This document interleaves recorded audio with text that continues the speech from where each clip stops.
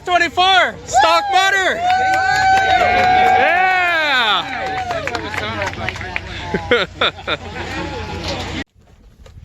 Yo guys, what is up?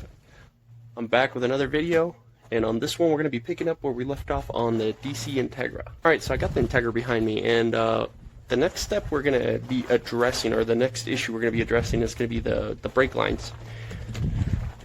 And problem being, someone cut the studs off the firewall that had belling wired the proportioning valve to this cross member back there, and yeah, that's not going to do it for me. So what I'm going to be doing is just completely throwing away all these lines. They're the original ones. It was an ABS car, and someone just bent them to work with this proportioning valve. I'm not even sure if it's a 40/40. I don't know. I would like to find an EK style proportioning valve. I'll see what I have. I'll look around. Have a bunch of leftover stuff. Hopefully I do, but if not, I might just end up using that one. So what the plan's going to be is obviously using that valve, and I have all new hardline, and I'm going to be just basically making new lines for it. So I'm just going to get right into building the lines, I guess. So I got a new tool. I'm pretty excited to use it.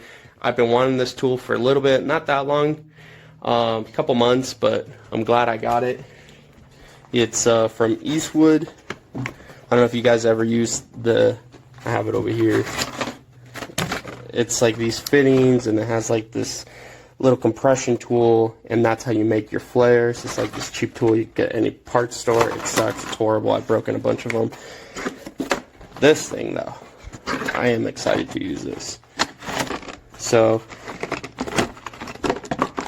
this is the Eastwood brake flaring tool. It's got this really neat turret design piece with all the flares on it. So it lets you just rotate it. Or actually, you install the hard line through here, let it rotate to whatever size you're doing. Obviously, we're going to be working with 3/16. There's operation number 1, so we're going to be doing that. Then, because we want double flare, we're going to go to 3/16 operation 2, and we're going to do that. But yeah, it's pretty cool. It gets consistent flares. I'm pretty excited. I didn't get this at any discount from them or anything. I just really like the tool, and I'm just giving it a shout out because it's pretty awesome. Show you guys how it works though. Alright, so here's how you use the tool.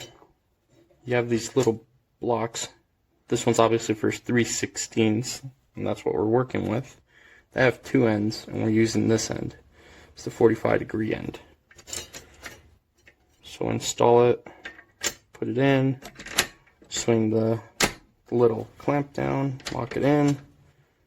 You want it just protruding on this opposing side, or not protruding flush. And you just tighten it up so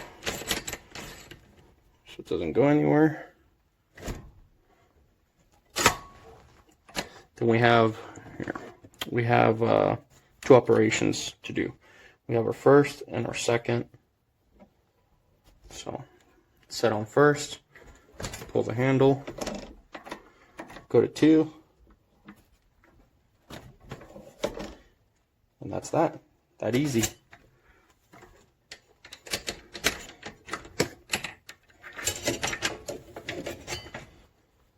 Alright, and there we have our bubble or double flare. Perfect every time. This tool's awesome.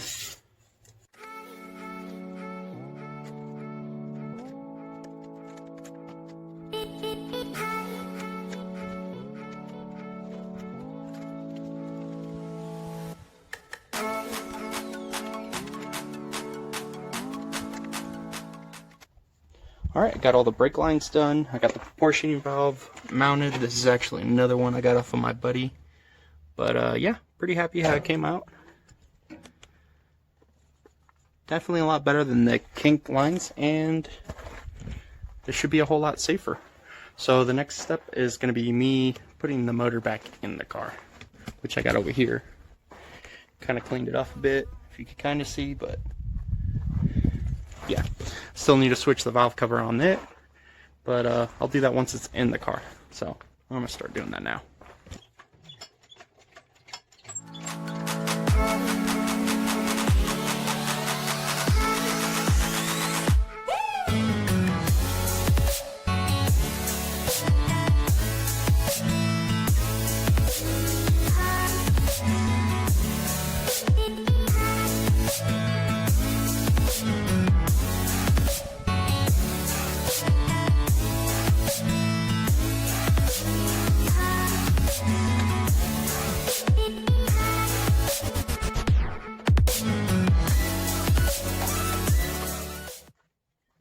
Hey guys, just wanted to show you something. I was actually looking for a tab in my toolbox, and I heard some chattering behind me, and I turned around, and this is what I saw. Look at this thing. It's a giant centipede. Oh man, that scared the crap out of me. Even when I picked this thing up with like the pliers, it was like shooting liquid out of its fangs. Like it was just dripping. It was pretty sketchy. But yeah, it's still alive. I'm not sure what to do with it though. I don't know if I want this around my house, so if I let it go, it might be down the street. But yeah, just wanted to show you. But yeah, besides the centipede, I got the motor in the car, which is great. The lines really worked out back there. The only issue I had that I didn't really think about was kind of the bolt, but you could sneak it through, and I'm talking about the bolt for this T-bracket for the rear mount. But yeah, it worked out. So right now I'm just kind of plugging away at all the random stuff, you know, the grounds, throttle cable, fuel lines, you know. I gotta relume the harness because it's pretty bad. So yeah, just gonna keep going at it. I'm probably gonna start putting some of the AC stuff, like the dryer, the condenser, and the lines in, pump obviously. So yeah, just gonna keep going at it and see how far I get today. Alright, hey guys, I think I made as much progress as I'm gonna make on the car, at least for today. So here's how far I got. Obviously got a lot of the small stuff in. It's got the AC condenser, the dryer, radiator, the fans, hoses, blah blah blah, a bunch of crap. But yeah, I got even the shift linkage hooked up and the exhaust hooked up. I need to go get one new axle for it because one of them the boots was torn. So I actually have to go get a couple things. There's that. I had to do a clutch line, and I'm trying to kind of keep it hidden, but it's kind of tough because we got the brake lines in the way.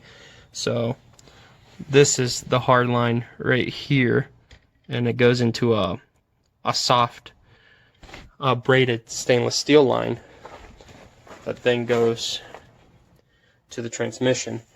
And basically just in between the hard line and the soft line, I have the fitting, but I need one of the line nuts that's a different thread pitch than the Honda one, this nut right here. So I need to get the right one. So yeah, I gotta get the line nut. I need to get fluids, obviously oil for the engine, the transmission, coolant. I should have enough brake fluid to bleed the brakes and the clutch. Then also, I think I'm going to do a valve adjustment because I'm actually switching out the valve cover. I got another one that has this piece that covers the timing belt because I really like keeping the cover on it, and it's just wrinkle black. I just need to clean it up a bit. So I'm going to switch it out, do a valve adjustment, try to get some different wires. And other than that, I think I just need to get electrical tape, and I could start moving on to doing the wiring on the motor or engine harness. And I'm probably going to pull the dash because they relocated the fuse box, which used to sit over here. They put it behind the glove box in the car. Ugh. So yeah, it's in there. So yeah, you could kind of see the cluster of wiring up there. That's actually it. That guy right there. And yeah, so that's why I kind of want to pull it off. And what I'm worried about is if they did the wiring right, basically they actually soldered, heat shrinked it, used the correct gauge and, you know, strand count. You know, I'm just not, I don't want it to be like having any sort of electrical issues down the road or be janky. So I'm gonna pull the dash out, give me a chance to clean behind there, because there might be more, you know, rat nest, or who knows if they chewed up anything else. So I'll pull the dash. It only takes me about 30 minutes to do that. So I'm gonna do that. I might relocate the fuse box back to the engine bay, because I'm just essentially trying to return this car to somewhat factory condition. Because yeah, we're just trying to make a clean daily driver here. Obviously I have to do the harness, but I think in the next video the car should start. We'll find out. But yeah, I think for this video this is gonna be it, guys. Got pretty far along, I think. But yeah, just been really busy. It's been hard finding time for this thing, but got a lot knocked out today. So we'll pick up where we left off on the next video. But again, thanks for watching, guys.